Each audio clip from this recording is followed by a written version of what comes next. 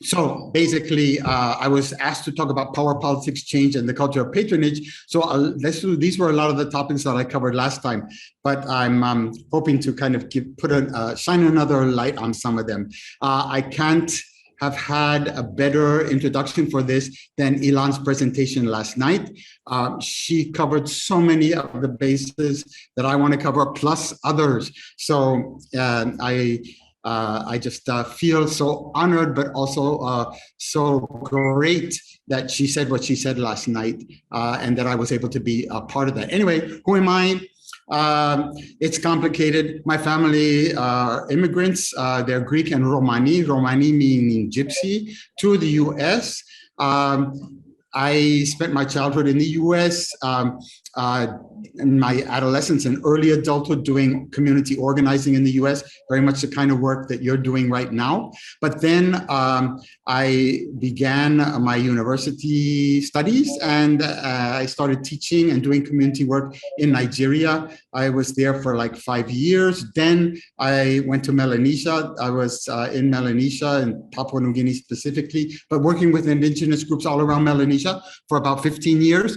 And since 2002, for the last 20 years, I've been in Puerto Rico doing the same thing, doing teaching and community work. I teach basically as my money job, but also as an opportunity, just like Ilan said last night, of using that privileged, very, very privileged positioning to actually subvert the system that's trying to position me to perpetuate. And then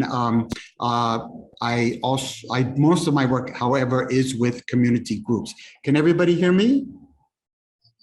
Yes. Okay, I just turned on the subtitles, so let's see what that does. It may be total rubbish. I don't know if the subtitles are going to really work, but anyway, if the subtitles are too distracting, let me know. I'll turn them off. In any case, where am I speaking from? Yeah, are they okay? Yeah. Are the subtitles? Okay. In any case, where am I speaking from? Well, that's not an easy thing to talk about. I'm speaking from Puerto Rico. Normally, we do land acknowledgements especially in meetings where indigenous people are involved. But here it's complicated, and I think the way that it's complicated here is really important. It's an important kind of complication, because this assignment of one language, one culture, one identity, one ethnicity to particular indigenous groups is very much an act of colonial violence. And I think Ilan talked about that last night. And this is true wherever you go. But in Puerto Rico, it's especially true because Puerto Rico is very much like a Sabah. In other words, it's a crossroads. It's a place where the waters are the seas are just important as important as the land, and where people are constantly moving, where people are speaking different languages, people practicing different cultures, people with different ethnic identities, et cetera, we're constantly mixing, intermarrying. So basically, I can't point to one people and say, these are the people who looked after this land or looked after these seas for so many thousands of years and allowed that land and those seas to look after us in the present. But I can say that there were a lot of different people, some of them speaking what we colonial linguists have classified as Arawakan languages, others speaking what we linguists have classified as Cariban languages, other people speaking what we as linguists have classified as Warauan languages, but people who have created these marvelously pluri and translingual, pluri and transcultural and pluri-trans-identified communities that really break out of the box of the colonial monolingual, monocultural, mono-identified way of looking at the world. that what Ilan talked about as monocultures, very much, and we talked about last time when we shared. I'm not going to be speaking so much about that this time. I'm going to be looking at another angle of what we talked about last time. But in any case, if you see, look at the picture at the bottom, and that's a picture of the removal of the governor of the island. Puerto Rico is still a colony of the United States. It's ruled by a governor, but basically who does the bidding of the United States. It's also ruled by a junta of bankers who were installed here, just like the World Bank installed different consultants from the International Monetary Fund in many so-called independent countries in the process of neocolonialism. Puerto Rico has both. It has the traditional type of colonialism where it's still a colony of the United States, but we also have a financial board that actually runs the finances of the country that's been imposed on the country because of debts. So in any case, just around the time when we met last, just a little bit after that, in July of 2019, the people rose up, an island of 3 million people, 1 million people on the streets, protesting for day after day until the governor finally resigned. Why? Because of words, okay? And this is what we're going to be talking about a lot in this presentation, is words and how words are used to reinforce systems of domination, and how words are used to actually create systems of patronage, not just exterior to ourselves, but interior to ourselves. So I think this is a point that I'm going to be talking about more and more. Patronage, not just as something that happens outside of us, but something that becomes a system that begins to operate inside of us. Okay, and again, what am I doing here? Okay, well, again, I've been working with indigenous peoples in West Africa, in the South Pacific, and now in the Latin America and the Caribbean for many years. And at a particular juncture, I was approached by one of my colleagues, Hini Wirangi Kohum Morgan, who said that, look, I had a vision of you. You are a wanderer. You have a basket on your back, and you go to different places, and people give you gifts, and they put it in your basket. But wherever you go, you have to take those gifts and share them with the gifts that you gathered from before. You have to share them with people that you come into contact with. So basically, that's what. That's what I'm doing here. Okay, and notice these are baskets, and Ilan was talking about mats last night, and it's women weaving these strands together to create these wonderful pieces of art, but also things that we can use to create life. We can create life with mats. We can create life with baskets. Baskets we can use to carry food, to cook, to eat, to create life.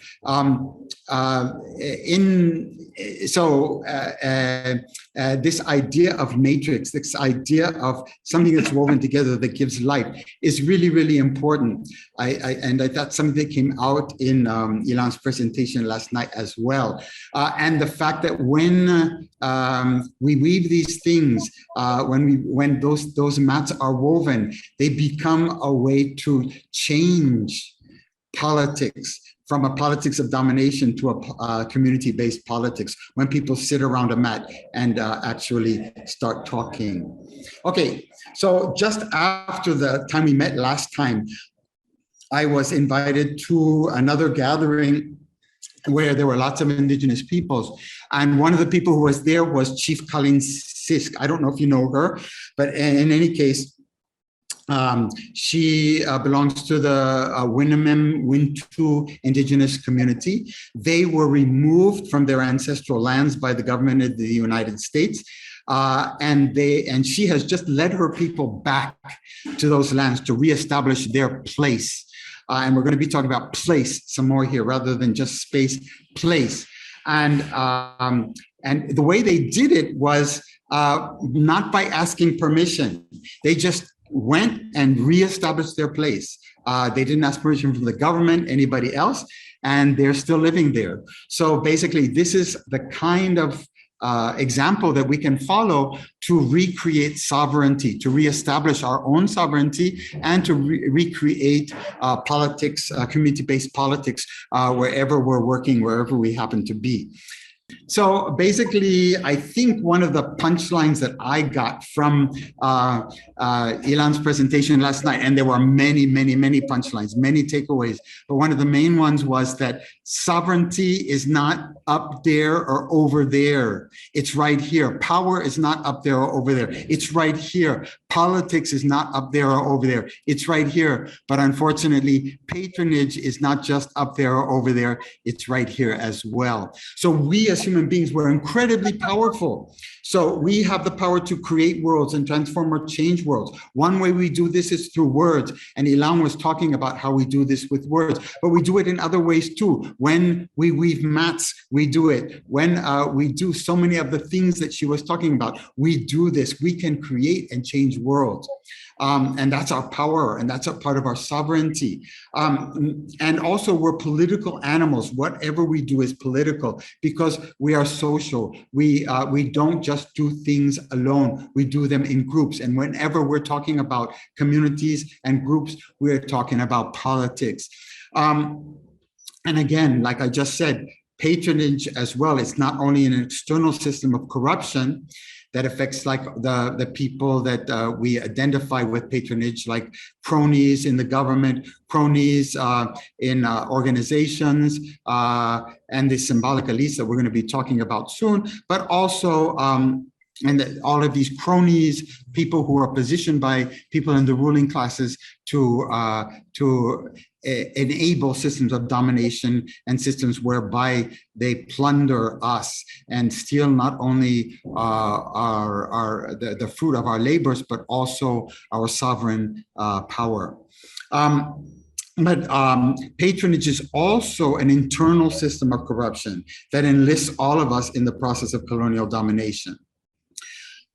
Okay, now human beings have been on this planet for hundreds of thousands, maybe millions of years, okay? And when we look at the evidence from archaeology, from anthropology, we realize there was a great, great diversity. There were thousands of different political systems, thousands of different economies, thousands of different sciences, thousands of different ways to live together. But there were some commonalities too. And part of those commonalities was this respect that all of those different indigenous ancestral groups had for each person's sovereign power, and making it possible for each person to use that power to fulfill their needs as well as the needs of all the members of the community. Again, just going back to something we did last time, politics basically is how we interact and make decisions with all of the other members of our communities and with other communities. So our own community and others, just to give those kind of basic definitions to what we're talking about here. So here I'm talking about power through the prism of sovereignty, and then politics through the prism of collective decision making. Okay, and again, if we look at the way our ancestors lived, they all practiced one degree or another of sovereign power, and all practiced community-based politics. Why these commonalities? Because over those thousands of years, they came to certain realizations. They realized that they as individuals and as communities were more likely to survive and thrive if they respected nature and worked with nature, if they shared whatever they were able to gather and produce with everyone else, if people respected one another and worked together to carry out community projects and to solve community problems and conflicts, and if they traded with other communities, intermarried with them, and learned their languages and sciences. So in other words, being open to others was a very important part of making sure that you as an individual and your community continue to survive and thrive. So we can talk about sovereign sciences that work with not against nature. Sovereign economies where everyone works and everyone eats. Sovereign politics where people respect one another and work together to solve problems, and where leaders are true public servants, not cronies in a system of patronage.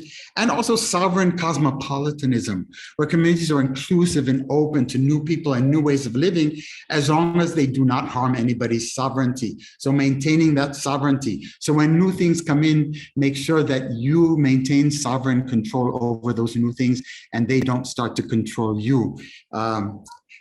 Like our cell phones and our computers are doing right now with us. Okay, in any case, we also looked at this example from just east of you.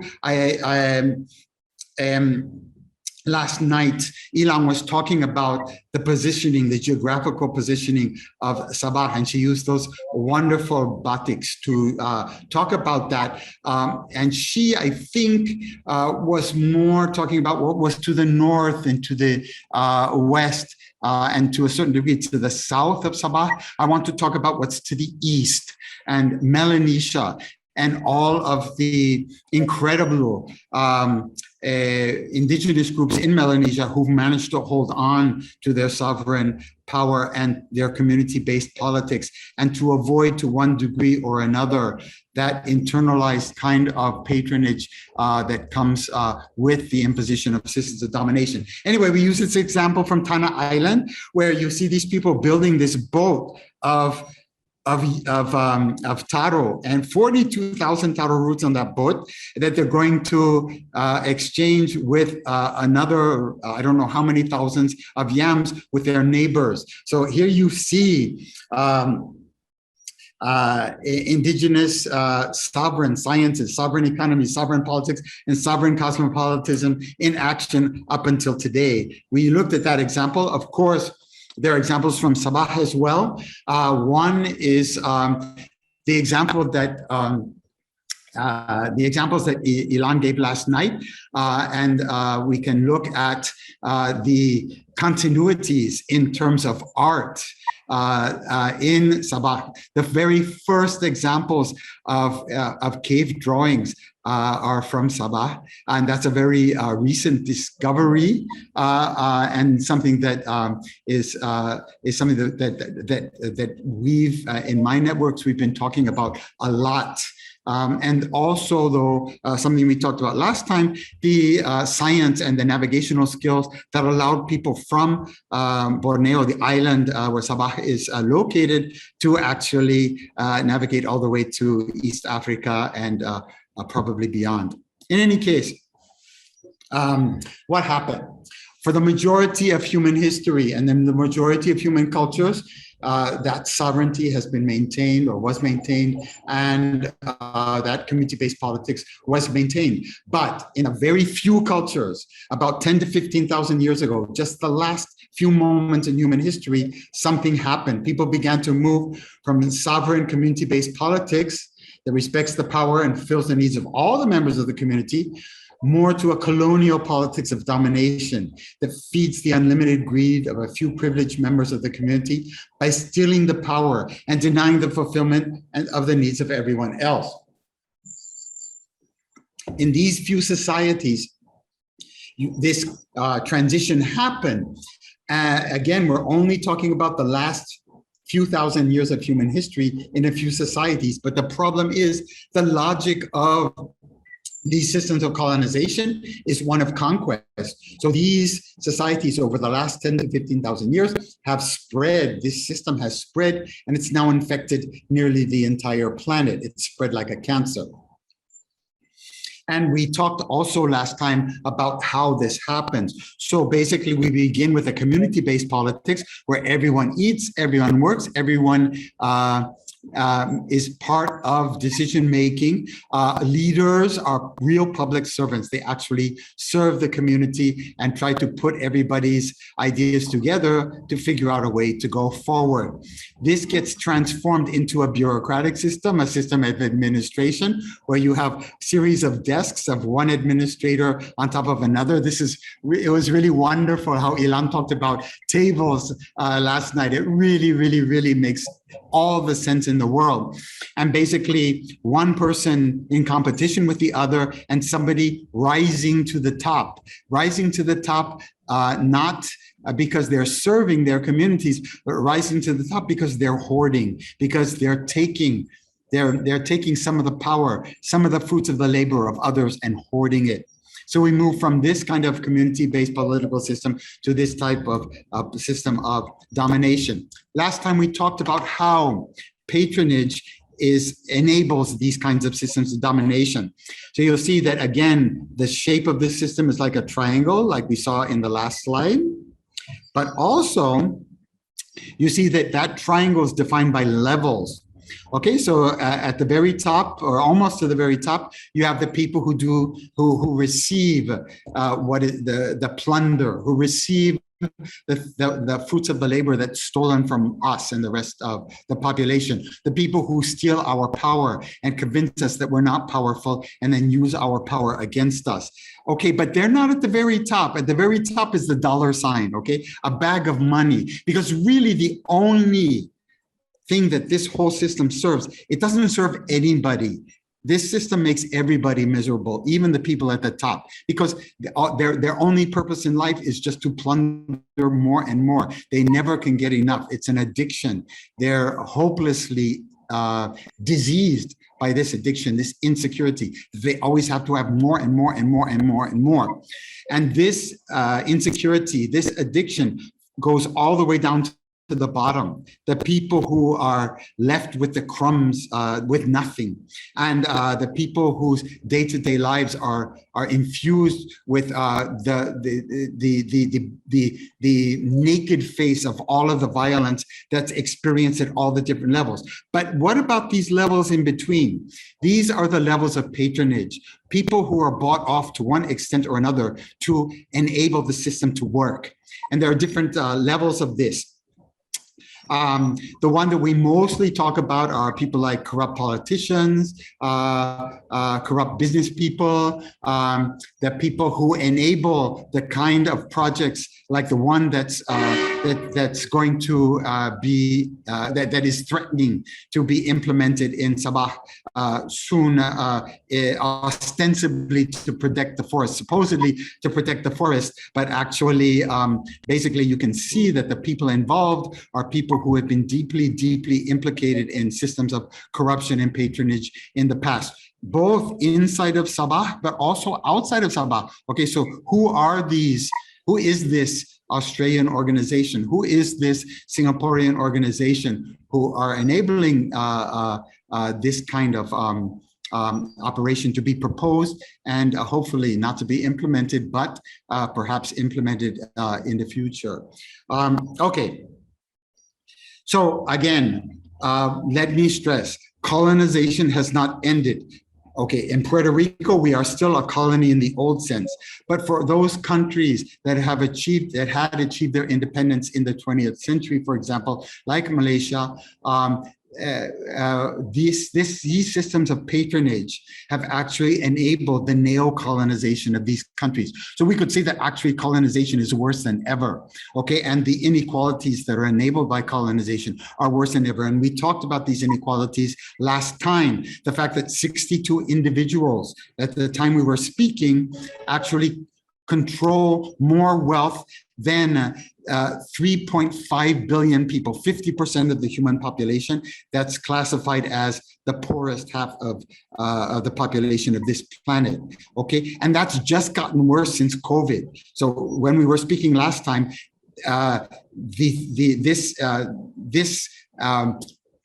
this redistribution of wealth from the so-called poor to the so-called rich, actually, which was already on steroids, even got more intensified during the pandemic. So it's even worse now. These 62 individuals gained $542 billion in wealth from the year 2000 to the time we last spoke.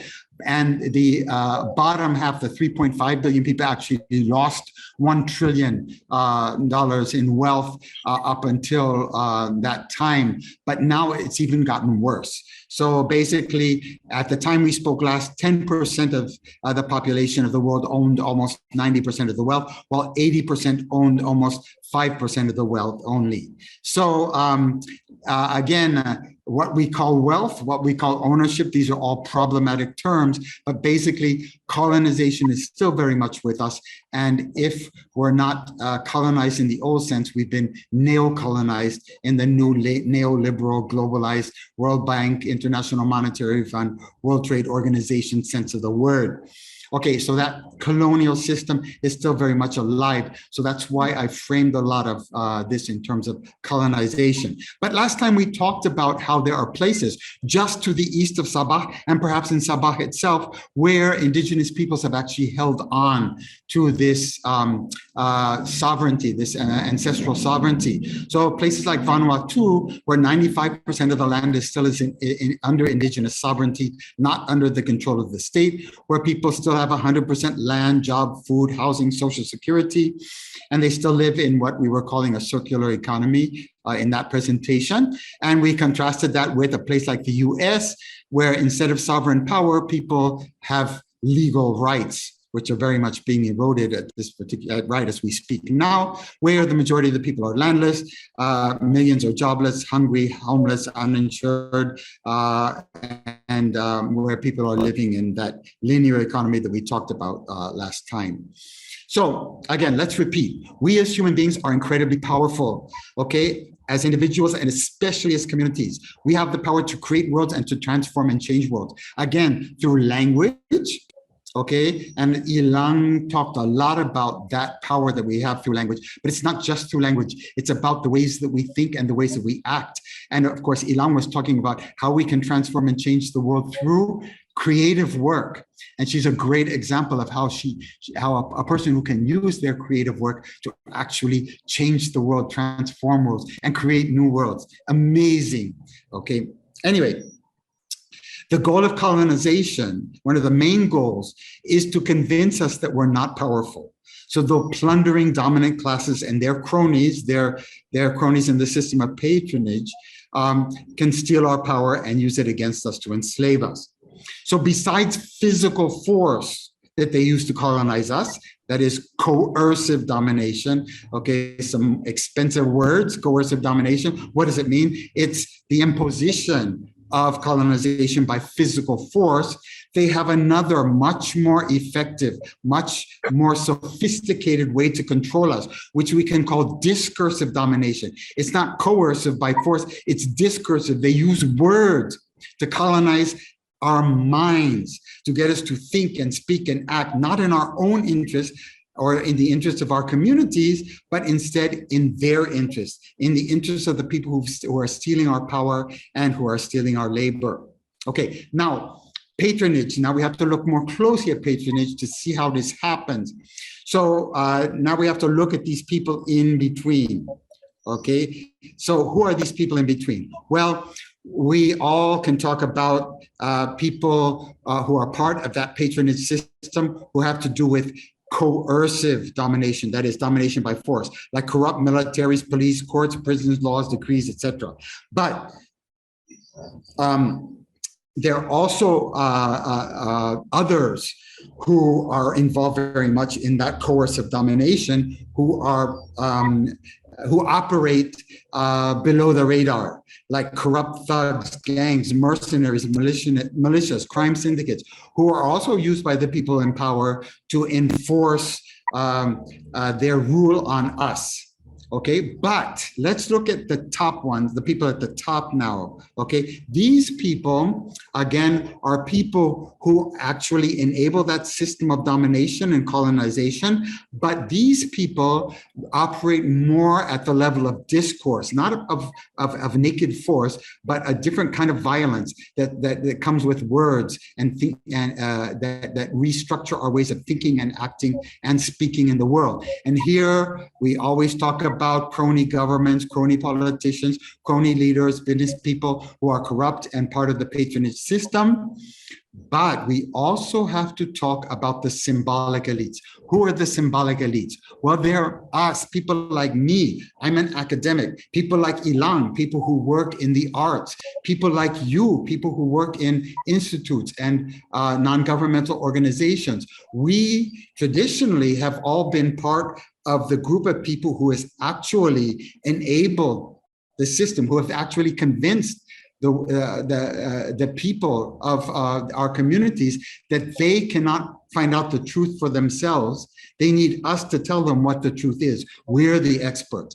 Religious leaders who've convinced the people in communities that they cannot determine what's good for themselves, but they have to ask their religious leaders to tell them what's good. Okay, people who are in the arts, people who make music, do poetry, do visual arts,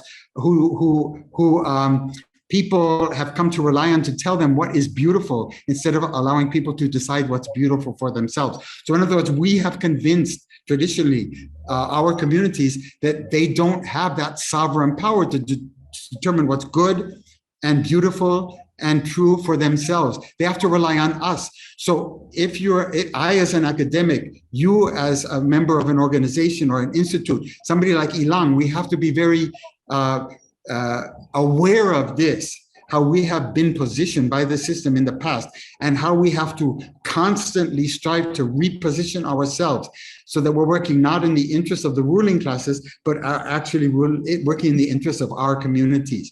And Ilang is a perfect example of that. All of her artwork, what she did at the art gallery in Singapore, beautiful way to subvert this very ruling class institution to bring the voices of her community into that institution.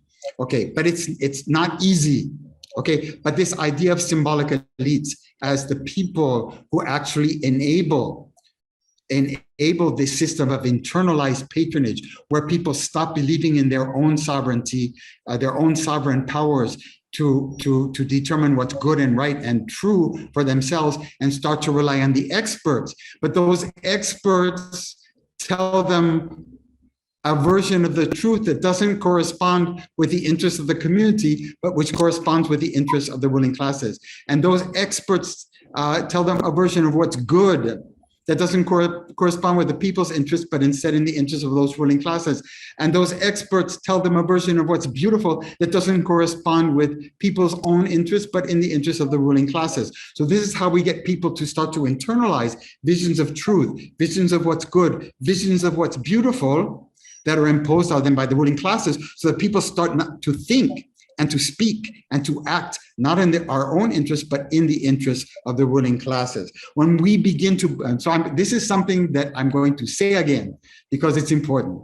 When we begin to believe what the colonizing classes and the crony symbolic elites of their systems of patronage, like teachers, priests, professors, and the media, tell us is true and good and beautiful, they no longer need to colonize us by force, because we do their work for them by imposing colonial thinking on ourselves and on everyone around us. When we spend our entire lives trying to conform to idealized norms, patriarchal norms, ethnocentric norms, plundering norms, anthropocentric norms that are established not in our own interests, but in the interests of the colonizing classes, we spend our entire lives striving to become who those ruling classes want us to be, instead of who we want ourselves to be, serving the interests of those classes instead of our own interests, shaping reality in the image of those ruling classes instead of our own image, and projecting and imposing the ruling class norms, not only onto ourselves, but onto all who come into contact with us. So this is how we become part of that corrupt system. We become part of that patronage system as well, because they've convinced us through their discourse, through their words, that what they have is better than what we get from our own sovereignty, that what we can achieve through our own community-based politics. It's a comfort zone. It's an illusion. It's an addictive space where we think that what they can give us is better than what we can provide for ourselves as individuals and communities. It's just like when Ilan was talking about that image of the skyscrapers in Kuala Lumpur, where you have this illusion of achievement, okay, that actually is covering up this amazing achievement of the people of Sabah in the past. That's symbolized by that image of the woman with her hair that was flowing into the ground and coming up as life fertility, what the amazing things that the women of Sabah have done in the past and what they continue to do up into the present. The amazing ways that the people of Sabah have conserved the forests of Sabah for all of these hundreds of thousands of years without the help of any experts or bingos, big international NGOs like these ones in Australia or these ones in Singapore to tell them how to do it. But this process has gone so far that today we see mass suicide in the world. Okay, so these corrupt these corrupt religious leaders who are part of this patronage system, fundamentalists, whether they be fundamentalist Christians, fundamentalists of other religions, these corrupt media like Fox News and a lot of the official media are beginning to have pushed this process so far, have convinced people so much that we don't have the power to determine what's true for ourselves, that people are no longer able or no longer have the confidence to look and see what's right in front of their eyes. We have a pandemic that's killing people. We have vaccines that can stop that. Okay, but these people, these corrupt media, these corrupt politicians, these corrupt religious leaders are convincing masses of people not to get vaccinated. This is how far it's gone. It's as if they're leading masses, millions of people to mass suicide through this system of internalized patronage, of deception, where people whose ancestors had full confidence that they could see what was right in front of their eyes and make decisions based on what they saw to promote life.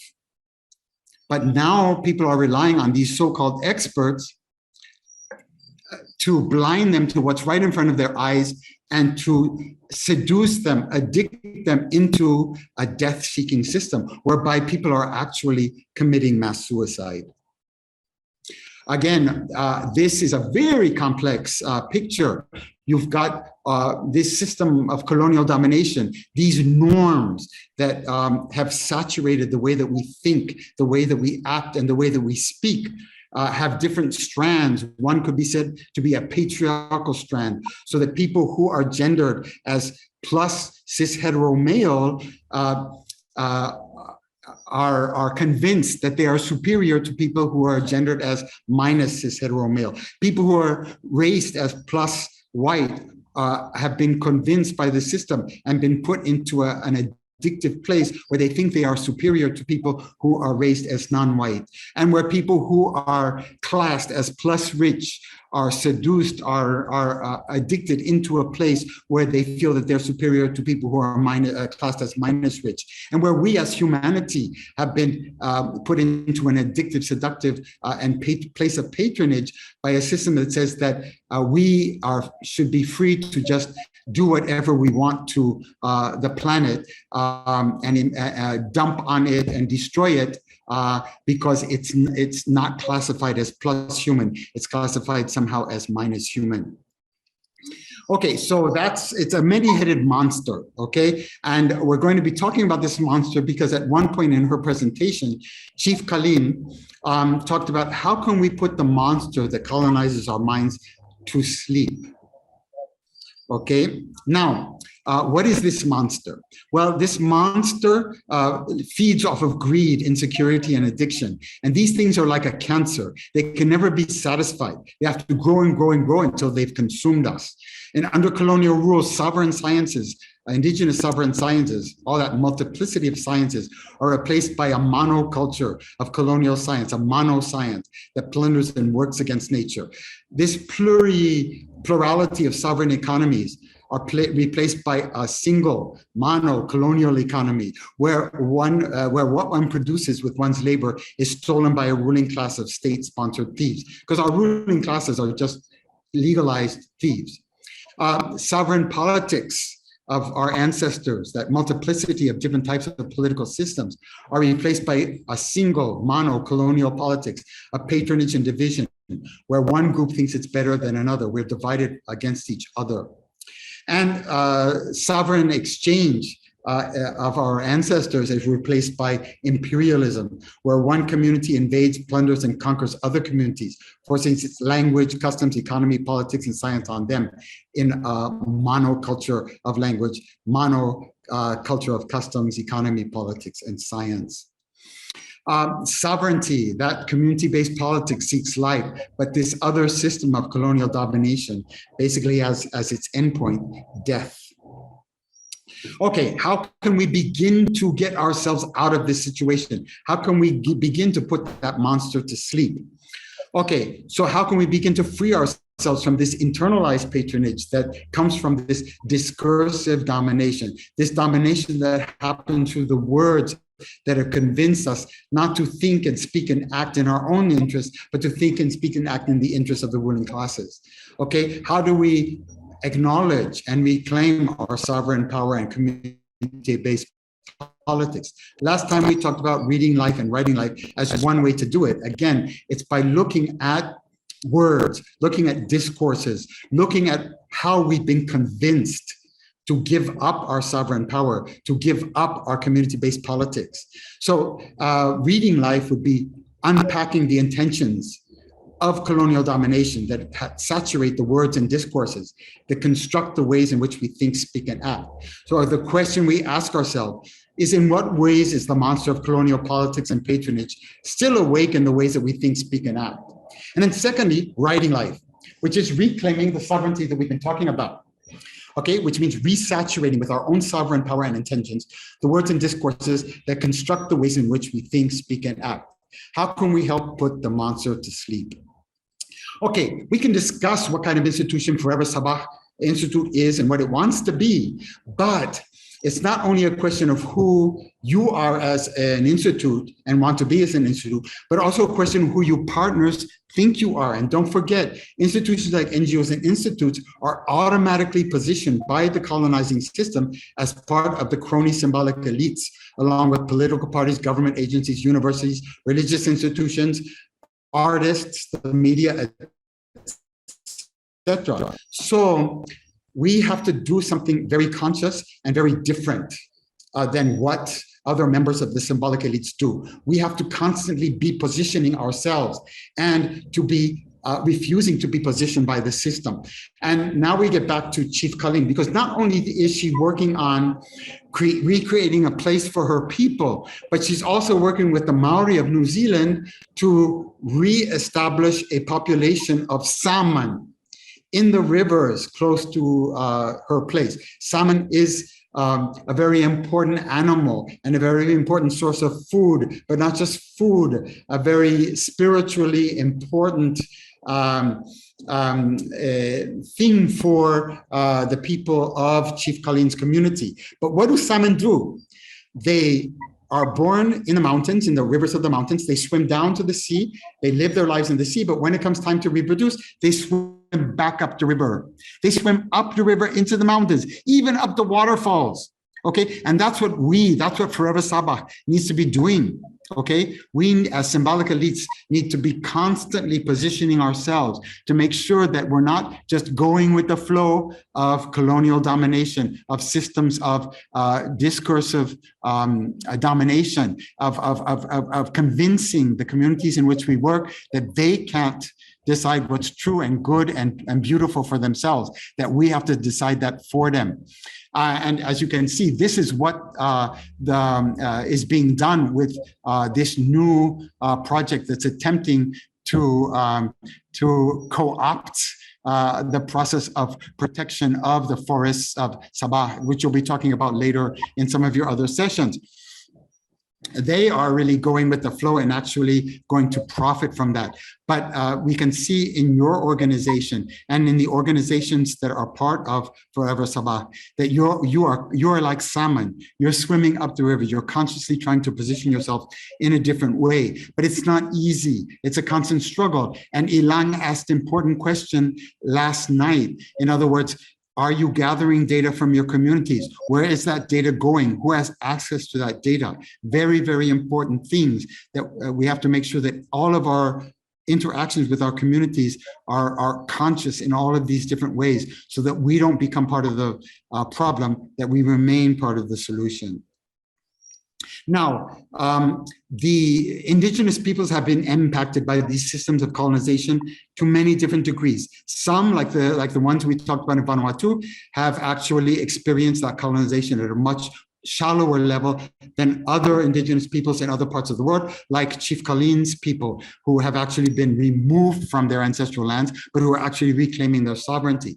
This means that the work for Ewa Sabah is more challenging when you're working with indigenous peoples and non-indigenous peoples, but it also invites you to mobilize your partner's broad spectrum of indigeneity to prevent and heal the wounds of colonization, both internal and external, in all of the communities you work with, both indigenous and non-indigenous, and to begin to heal and recover from those internalized systems of addiction and patronage and insecurity that are also part of that process, of the process of domination. But also non-indigenous peoples. There are many non-indigenous peoples that you work with as well. And if you think about how non-indigenous peoples survive, okay, non-indigenous peoples may have lost much of their memory, their conscious memory of indigenous sovereignty and community-based politics. People who are living very much embedded in this colonial system. But even these people, as we said, the colonial system is a system of death. The logical outcome of that system is death. In other words, we should all be dead by now, but we're not dead. We are alive, even the most colonized people. We are still alive. Why? Because we still, in our struggles for survival every single day, we still have to figure out a way to survive. And where do we run to figure out those ways to survive? We run back to those traditional knowledges. We run back to those ancestral knowledges. We run back to those sovereign knowledges. We run back to those community-based politics. Much of those knowledges are still in the hands, especially of women in our societies. How do we raise children? How do you produce life in a system of death? It's all about those ancestral knowledges that are still very much part of our lives, but that we don't acknowledge. And we can begin to undo these processes of colonization just by acknowledging what we do in our day-to-day lives that actually creates life rather than death. And here we have the Zapatistas in Mexico inviting us to do that. So indigenous peoples in Mexico are inviting indigenous and non-indigenous peoples to start to recreate places, just like Chief Kaline is doing. How do you recreate a place? How do you recreate sovereignty? You start with those spaces where you're already creating life in your life, okay? And you can expand those spaces to enhance sovereignty, to enhance community-based politics, and to begin to heal the patronage, heal our bodies, our minds from systems of patronage and that violence that keeps us addicted, keeps us traumatized, keeps us insecure. But we can do this by cultivating radical pluralism and inclusivity, preserving the natural and social commons, what's left of it, and expanding upon that, using technology at the service of the people rather than the service of domination, redefining freedom and security in terms of interdependence, and within our communities and solidarity with our communities. Rather than the illusion of freedom and security, we can gain something that really is really has to do with real freedom and real security. And moving from struggles for rights to struggles for power and sovereignty. And that's, I think, really what a real democracy is about, not just about struggles for rights, but struggles for sovereignty and sovereign power. And so remember, Chief Kaline didn't talk about slaying the monster. We've had enough violence. We don't need more violence. We don't need to slay anything. We need to put the monster to sleep. That's how she put it, which is a wonderful way to put it. And she talked about the different ways we can do that: an indigenous compass, connectedness, fulfillment, respect, and sovereignty. And using all of those to recreate place.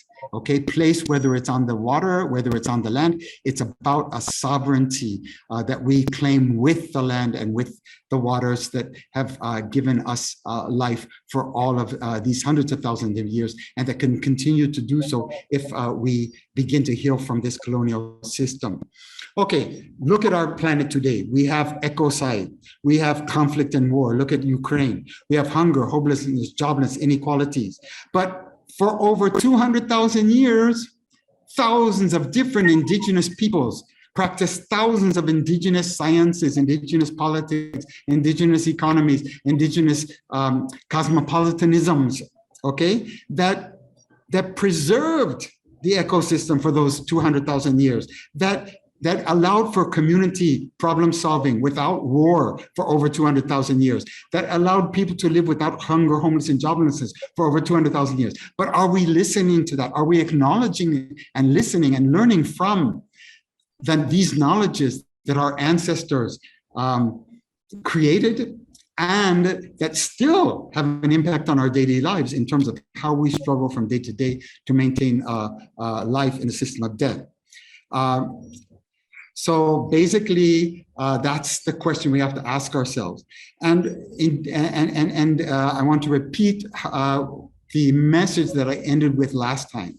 Indigenous peoples are inviting us all not to limit our efforts towards social justice to struggles of civil rights and the redistribution of ownership of wealth. While struggles for rights and redistribution are necessary and important, they are not sufficient. If we want to achieve meaningful social justice, we need to go beyond struggles for rights and ownership and to remember, reclaim, and recreate the sovereign powers and community-based politics that all of our ancestors enjoyed. And in order to do this, we have to start dismembering the patronage that we have internalized, okay, and remembering our ancestral sovereignty and our ancestral community-based politics. We don't have to wait for scientists, professors, politicians, lawyers, organizations, NGOs, institutes, or any other experts to give us permission. We can take our cue from indigenous peoples and start reclaiming, re-acknowledging, remembering our sovereignty, connectedness, respect, and fulfillment right here and right now. Thank you very much. Patronage. I know you talked about it a lot, but in one sentence, can you define patronage in a sentence? Mm-hmm. It's losing belief in your own sovereign powers to fulfill yourself. And in your community sovereign powers to fulfill us all, and in exchange, believing in the illusion of the power of the systems of domination to actually satisfy your needs and your community's needs. That was a long sentence. But in any case, it's about illusion, addiction, and comfort zones. So when you talked about like environmental organizations and the people in Sabah, so the environmental organizations are talking about kind of fetishized animals in the rainforest, and then the people are talking about their kids. They got to send their kids to school, and those are the discourses.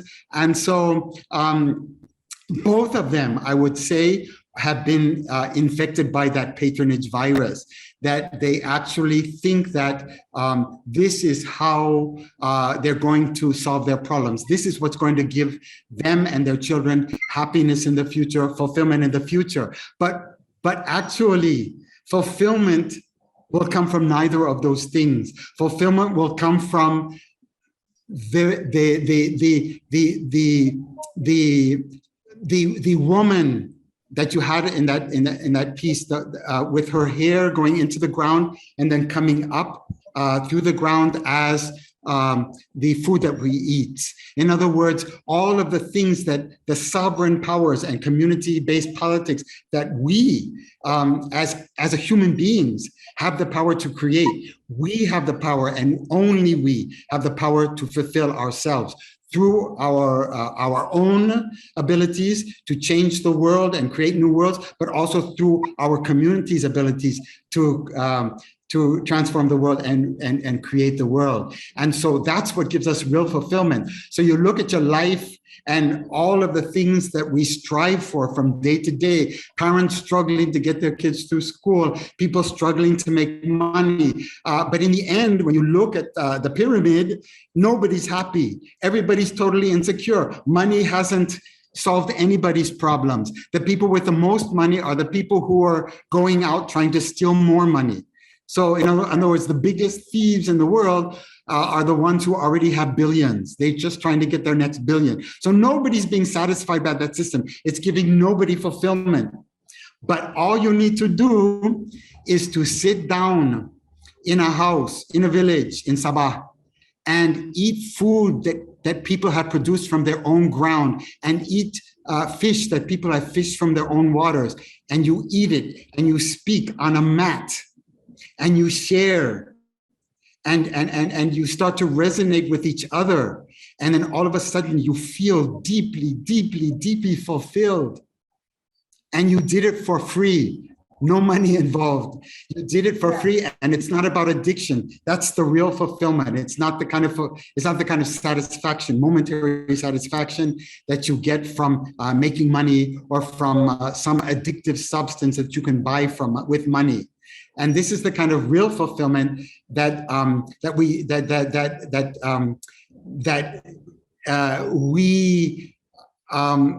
in the process of that internalization of patronage exchange for this promise, this false promise and illusion of fulfillment that comes with addiction and the stuff that money can buy. That was a long sentence and then an even longer explanation. I'm sorry. Yeah. No, the reason I asked it, I know your whole talk was about patronage, and I was really interested in patronage because you opened it up in ways that I hadn't thought of the meaning of patronage before. So I know your whole talk was about patronage, but it was different from how I thought of patronage, the ways that I've read the meaning of patronage. So I found that really, it's just a very different way of understanding patronage for me. Yeah, Ilan, it's your fault. Because actually your presentation last night, especially when you talked about that example of the environmental organizations focusing or fetishizing animals, and then people talking about, I have to pay for my kids' education. It shows how that stuff gets internalized, and that patronage operates not just on the outside, but actually internally, and how the mechanisms of that patronage works.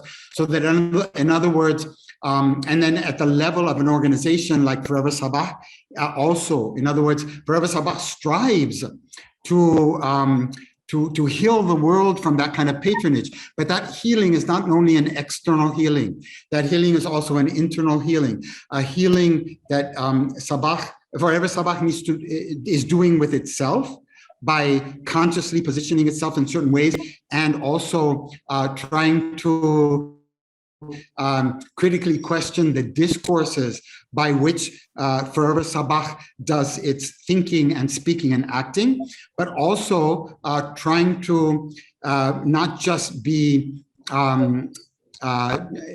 not just analyzing and questioning, but also acting. In other words, reclaiming that sovereignty. So doing incredibly creative things, doing incredibly subversive things, like you're doing all the time, Ilan.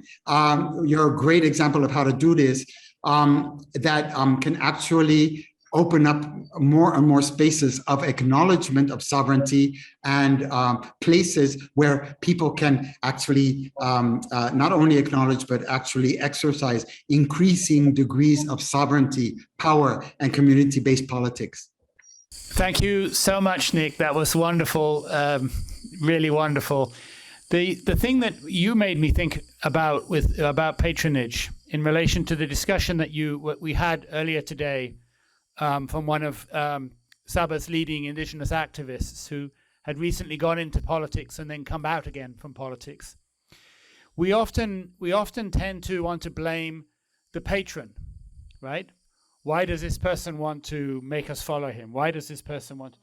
But what you mainly made us think is that why are we all chasing after these patrons? Why do we want patronage so much? What is it that's causing this hunger and emptiness that we cannot meet our own needs, that we need to be saved by somebody? That's what I think you really nailed today. And that was also something that Bunny, the activist, was trying to remind us, that these patrons are also trapped in the system, that they're constantly surrounded by people making demands that are impossible. That whole savior thing is really important part of that. But again, I think a lot of what Ilan was talking about last night really tied into this. But on top of that, though, we should never forget that, when you start to say, oh my God, it's inside of me, then you say, oh, it's hopeless. I can never get out of it. But don't forget that you're alive. And if you're alive, that means you must be doing 1,001 subversive things every day to reclaim life, to reclaim sovereignty. You may not acknowledge those things that you do, but once you start to acknowledge them, you start to realize that sovereignty is still alive in spite of how you might have been blinded to it. And it's actually opening up our eyes to this great source of this great foundation that we all have, whether we're indigenous or not indigenous, or identify as indigenous or not indigenous, to actually transform this world and create new worlds where we can remember in terms of acknowledgement, but putting back together as well, and reoperationalize full sovereignty and full community politics. It's not as far off as we might think.